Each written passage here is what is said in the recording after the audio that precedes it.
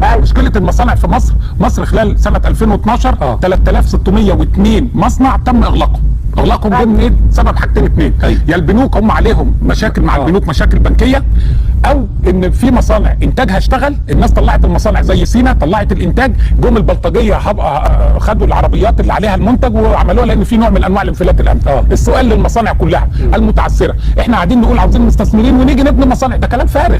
انا اقوم المصانع اللي عندي اللي متعثره، تمام، اعمل ايه في المتعثر؟ حاجه اسمها في الدنيا والتاريخ والاقتصاد والعالم حاجه اسمها توريق الديون، بمعنى باختصار شديد، المصنع ده عليه للبنك 10 مليون جنيه، تعالى يا بنك الراجل ده متعثر، خش بال10، ما انت هتيجي اسوي معاك هتقول لي خفض لي واعمل وبتاع ونوصل ل 6 مليون، لا، خش اقيم المصنع بتاريخ النهارده وخش بال10 مليون مساهم في المصنع، الضرايب ليها مليون، تخش بالمليون جنيه مساهمه في المصنع، التامينات ليها 2 مليون، يخش يبقى معناها قيمه ملكيه المصنع ابو 100 مليون، بقى في 10 للبنك، 2 للتامينات، 2 للضرايب، 1 للميه، 1 للهواء، 1 للكهرباء، لاي حاجه، الباقي ملكيه الراجل. الناس دول هيخشوا في مجلس اداره، يبقى المصنع نفسه يشتغل الصبح لسبب بسيط، ما عليهوش مليم مديونيه واحده، مليم الفلوس اللي كان لازم يضغط يجيبها يسدد للبنك، وهنا هتبقى داخله في راس مال عامل موجود.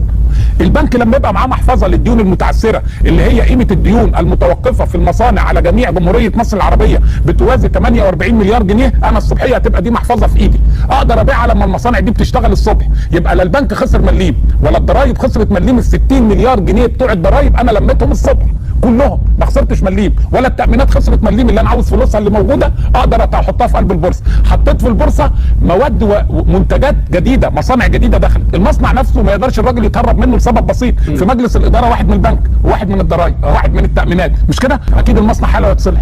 لو قلنا 3602 مصنع دولت كل مصنع يشغل متوسط 100، مش كده؟ انت دخلت الصبح في 300,000 فرصه عمل دخلنا الصبح.